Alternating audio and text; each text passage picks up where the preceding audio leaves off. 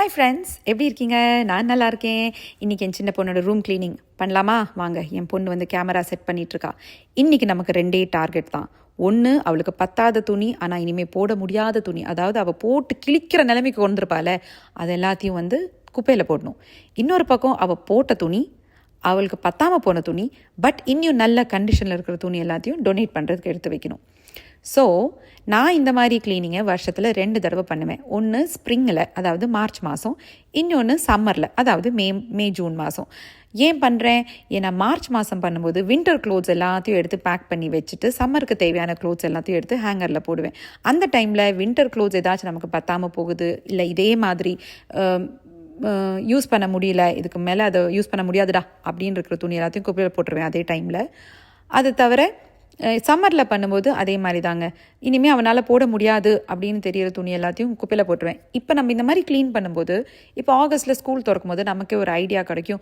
Okay, இவ்வளோ துணி தான் இருக்குது இந்த குழந்தைகிட்ட, அப்போ இனி நமக்கு இந்த ஸ்கூல் இயருக்கு எவ்வளோ துணி வாங்கணுன்ற ஒரு ஐடியா கிடைக்கும்.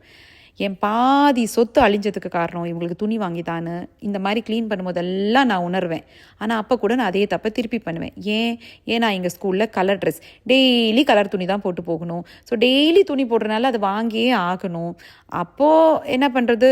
காசு கரியாக தான் போகுது. என் காசு மட்டும் போனால் பரவாயில்ல, எங்கள் அம்மா அப்பாவும் அங்கேருந்து இவங்களுக்கு எல்லா பண்டிகைக்கும் பர்த்டேக்கும் துணியாக வாங்கி அனுப்புவாங்க. அதை வந்து 2 தடவை தான் போடுவாங்க. அதுக்கப்புறம் அது குப்பைக்குள்ளே போகும். அதனால் நான் குப்பையில் போகாமல் அந்த மாதிரி நல்ல நல்ல ட்ரெஸ்ஸை எடுத்து இந்த மாதிரி டொனேட் பண்ணுறதுக்கு டப்பாவில் போட்டு வச்சுருவேன். எனக்கு 2 பொன் குழந்தை இருக்கிறனால ஒரு நல்ல விஷயம் என்னன்னா, என் பெரிய பொண்ணு போட்டு நல்லா இருந்துச்சுன்னா அதை நான் என் சின்ன பொண்ணையும் போட வச்சுட்டு அதுக்கப்புறம் தான் கொண்டு போய் டொனேட் பண்ணுவேன். ஸோ இன்றைக்கி மடக்கி வச்சுட்டு நான் எங்கே கொண்டு போய் கொடுக்க போகிறேன்? நான் துணி எல்லாத்தையும் குட்வில்ல தாங்க கொடுக்க போகிறேன். இதுக்கு முன்னாடியே நான் உங்ககிட்ட சொல்லியிருக்கேன்ல, குட்வில்ன்றது ஒரு செகண்ட் ஹேண்ட் ஸ்டோர். அங்கே நம்ம கொண்டு போய் இந்த துணிகளெல்லாம் டொனேட் பண்ணால் அவங்க நமக்கு ஒரு ரெசீட் கொடுப்பாங்க. அந்த ரெசீட்டில் நம்ம வந்து இந்த துணிகளோட மதிப்பை குத்து மதிப்பாக நம்ம எழுதிக்கலாம். ஃபார் எக்ஸாம்பிள், நம்ம ஒரு $500 டொனேட் பண்ணோன்னு எழுதணும்னு வச்சுக்கோங்களேன். அந்த $500 நம்ம டேக்ஸ் ஃபைல் பண்ணும்போது இந்த ரிசீட் கொடுத்தா அதை நம்ம கழிச்சிக்கலாம். ஸோ அந்த $500 நம்ம டேக்ஸ் பே பண்ண வேண்டாம். ஸோ அதனால் குட்வில்ல தான் நான் டொனேட் பண்ணுவேன். இன்னொரு விஷயம் என்னென்னா, குட்வில்ல நம்ம டொனேட் பண்ணும்போது இது இன்னொரு வீட்டுக்கு போகும். இந்த துணிகள் இன்னொரு குழந்தை இந்த துணிகளெல்லாம் என்ஜாய் பண்ணும்.